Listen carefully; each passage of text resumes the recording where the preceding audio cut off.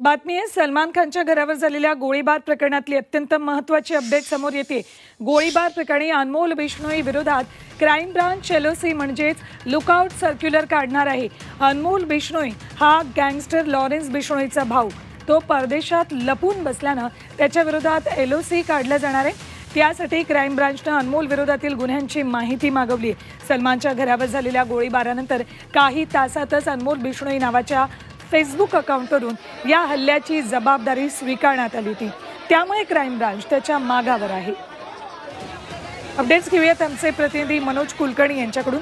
मनोज, सलमान खानच्या घरावर गोळीबार प्रकरणात आता बिश्नोई गँगचा हात होता हे तर समोर आलंय, मात्र आता लुकआउट सर्क्युलर नोटीस सुद्धा जारी केली जाते।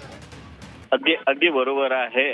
सलमान खानच्या घरावर हल्ला झाल्यानंतर पूर्ण पोलीस यंत्रणा जी आहे ती कामाला लागली होती आणि त्यामध्ये 2 आरोपींना सुद्धा पकडण्यात यश आलं होतं। त्यासाठी अमृत नोनी गॅस्ट्रिन, अपचन, ऍसिडिटी, गॅस्ट्रबल ह्यापैकी तुम्हाला कुठलाही गॅस्ट्रिक प्रॉब्लेम झाला, उपाय एकच, अमृत नोनी गॅस्ट्रिन।